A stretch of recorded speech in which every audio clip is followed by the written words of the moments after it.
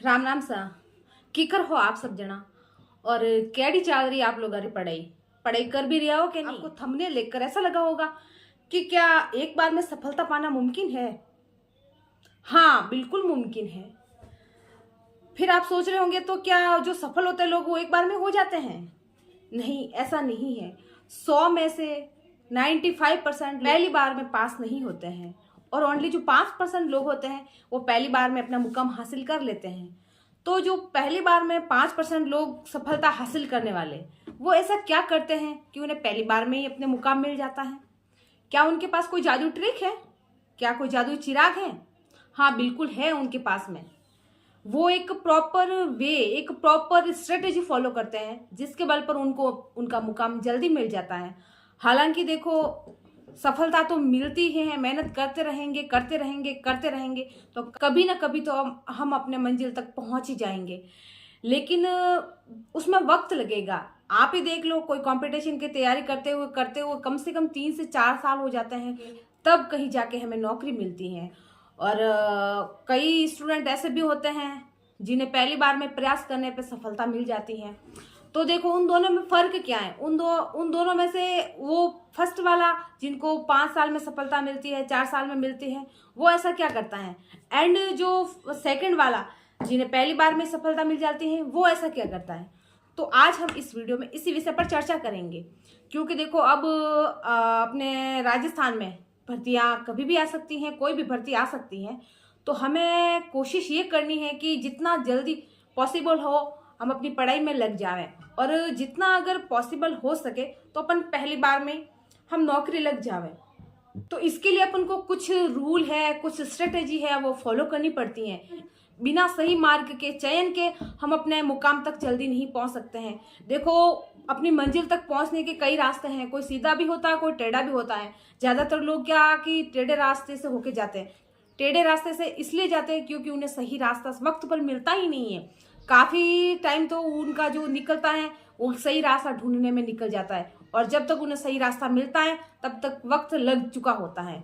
इसलिए आप ऐसी गलती ना करें। जो स्टूडेंट काफी समय से तैयारी कर रहे होते हैं उन्हें पता होता है कि क्या करना है, कैसे पढ़ना है, किस तरीके से पढ़ना है, उन्हें सही स्ट्रेटेजी का पता होता है।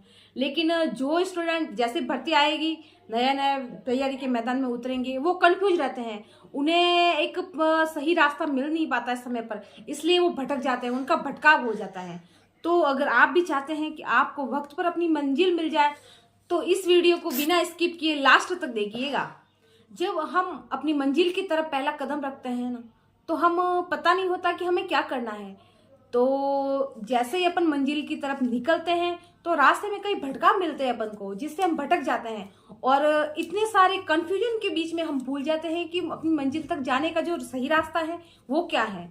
तो सबसे पहले आपको जो काम करना है वो करना है अपने लक्ष्य का चयन। बहुत सारे स्टूडेंट को काफी समय तक इस बात का पता नहीं होता है कि उन्हें हकीकत में किस एग्जाम की तैयारी करनी है। जब वैकेंसियां निकलती हैं तो लगभग थोड़े टाइम के बीच बीच में वैकेंसियां साथ में निकलती हैं, 2-3 महीने का गैप ले लेके वैकेंसियां निकलती हैं। तो इस कंफ्यूजन से बचने के लिए सबसे पहले आपको अपना लक्ष्य आज से ही फिक्स कर लेना है। अगर आपने नहीं किया तो इस वीडियो को देखते ही आप, आज का टाइम आपके पास में है कि आपको शाम तक ये वीडियो देखने के जस्ट 12 घंटे के अंदर अंदर आपको ये अपना गोल फिक्स करना है। हकीकत में आपको किस चीज की तैयारी करनी है। कई स्टूडेंट रीट की वैकेंसी आई उसकी तैयारी में लग जाते हैं, फिर थोड़े टाइम बाद पटवारी की वैकेंसी आई उसका फॉर्म भरते हैं, उसमें लग जाते हैं। थोड़े टाइम बाद पुलिस की वैकेंसी आई उसका फॉर्म भरते हैं तो उसमें लग जाते हैं। तो ना तो वो अच्छे से टीचर की तैयारी कर पाते हैं और ना ही वो अच्छे से पुलिस की तैयारी कर पाते हैं और ना ही किसी एग्जाम की। आप एवरेज स्टूडेंट आ, 2 नावारी सवारी नहीं कर सका, आपो ने 2 नावों में पैर नहीं रखना, क्योंकि अन चक्कर में आप फिसल नीचे पड़ जावला। तो इसके लिए ये जरूरी काम है जो आपको करना है वो कि अपना गोल फिक्स करें। आपका एम क्या है, आप हकीकत में क्या बनना चाहते हैं, किस एग्जाम की तैयारी करना चाहते हैं, वो अपना माइंड सेट कर लें, उसके हिसाब से अपना गोल फिक्स कर ले। उसके बाद में दूसरा काम, गोल फिक्स कर लिया। अब जैसे आपने फिक्स करा है, जो भी गोल आपने फिक्स कर रहा है उसके अकॉर्डिंग सेलेक्टिव मैटर, अप्रोप्रिएट, उचित मटेरियल का चयन करें। एक सिलेक्टेड मटेरियल का चयन करें। बहुत ज्यादा नहीं। अति किसी भी चीज की अच्छी नहीं है। आपने जैसे मन बना लिया है कि आपको पुलिस बनना है, तो पुलिस से रिलेटेड, आपकी उस एग्जाम से रिलेटेड, उस सिलेबस से रिलेटेड जो अच्छी बुक्स हैं, जो अच्छे नोट्स हैं, जो कुछ भी है, आपको ऑनलाइन पढ़ना है, ऑफलाइन पढ़ना है, जो कुछ भी करना है, उसके हिसाब से आपके पास में वो चीज अवेलेबल होनी चाहिए। ऐसा नहीं कि आज आपने गोल तो फिक्स कर लिया है और महीना भर 2 महीने लगेंगे कि यार क्या पढ़ना है क्या नहीं पढ़ना है। आपको मटेरियल सेलेक्ट करने में ज्यादा से ज्यादा 15 दिन का वक्त लगेगा। 15 दिन आपके पास में है, जहां से भी कलेक्शन करना है अच्छा सा कलेक्शन कर लीजिए। ऐसा नहीं करना है कि आपको एक ही सब्जेक्ट से रिलेटेड 3-4 बुक रखनी है। सबसे पहले आपको जो भी एग्जाम है उससे रिलेटेड एक गाइड जरूर लेनी है। उसके बाद में अच्छी अच्छी बुक्स का कलेक्शन करना है। ऐसे नहीं कि 10-15 बुक ले लो, अपने एक सब्जेक्ट से रिलेटेड एक बुक अपने पास में रखिए, उसका कॉन्सेप्ट क्लियर करिए, उसके बाद में आगे बढ़िएगा। तो 3-4 बुक अपने पास में ना तो रखनी है, ना भ्रमित होना है, क्योंकि इससे आपको आपके मन को शांति मिलेगी कि यार मेरे पास में इतनी अच्छी अच्छी बुक्स हैं, मैं पढ़ लूंगा और मेरा सिलेक्शन हो जाएगा। लेकिन ऐसा नहीं है। जब तक आप एक ही बुक को 10 बार नहीं पढ़ोगे तब तक आपका सिलेक्शन नहीं होगा। तो ये काम है आपको जो बहुत ही इंपॉर्टेंट है। अति से बचें, भ्रम से बचें। कई स्टूडेंट क्या होते हैं कि पढ़ रहे होते हैं, उसके बाद में उनका दोस्त आ गया, दोस्त ने बोला कि यार मेरे पास में तो ये बुक है, ये अच्छी है, उसने बताया था ये बुक अच्छी है, तो वो उसकी बुक छोड़ के वो बुक लेता है। ना तो वो इधर की पढ़ पाता है, ना वो उधर की पढ़ पाता है। आपके दोस्त के पास में शायद बेस्ट से बेस्ट बुक है, तो भी आपको अपने मटेरियल पर विश्वास रखना है, उससे संतुष्टि आपको प्राप्त करनी है। जैसा भी है, जितना भी है, पढ़िएगा। किसी भी मटेरियल में, किसी भी बुक में, किसी भी नोट्स में ज्यादा फर्क नहीं होता है। 19-20 का फर्क जरूर होता है और उससे ज्यादा फर्क पड़ने वाला नहीं है।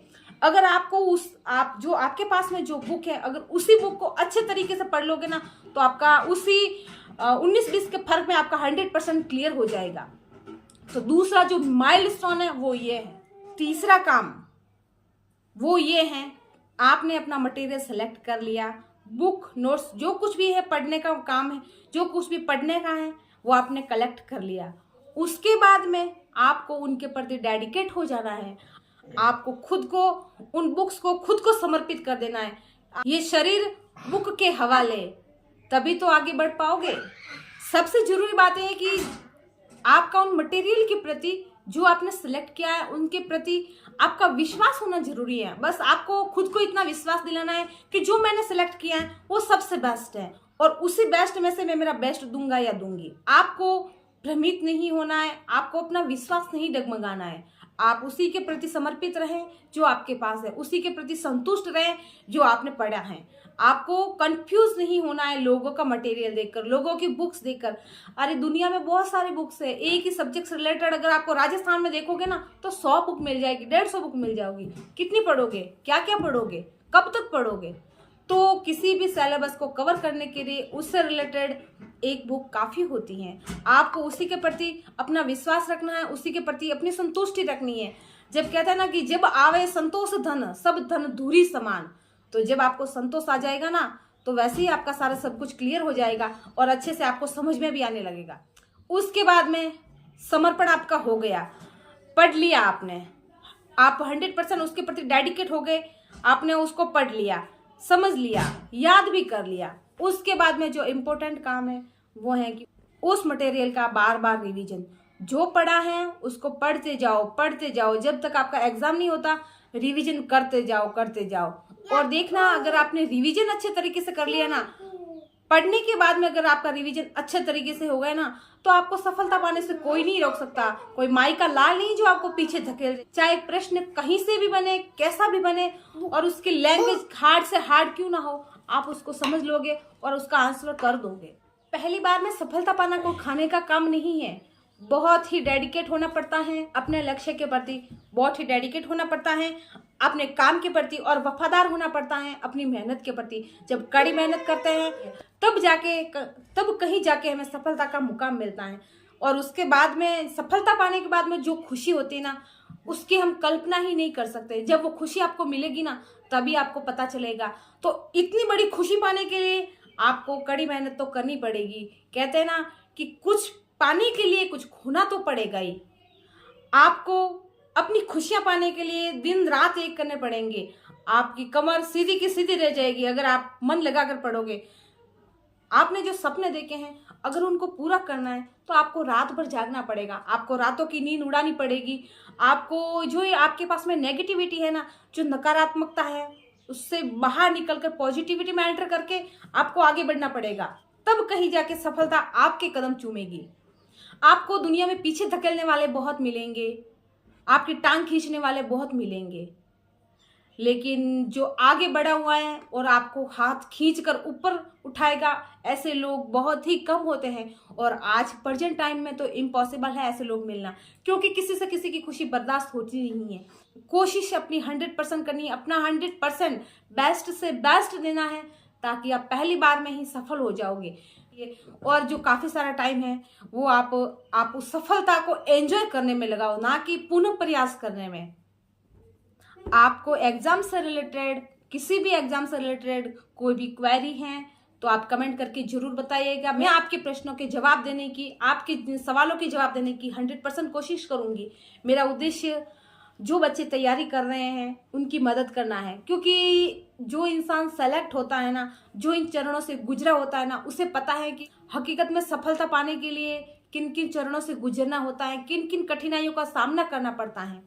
तो इसलिए मेरा उद्देश्य ये है कि जो बच्चे तैयारी कर रहे हैं चाहे किसी भी एग्जाम की, उनको मोटिवेट करना ताकि वो पढ़ सके और वो आगे बढ़ सके। जिस तरीके से मैंने मेरे सपनों को पूरा किया है, वो बच्चे भी अपने सपनों को पूरा करें और आगे बढ़ें, जीरो से हीरो बने।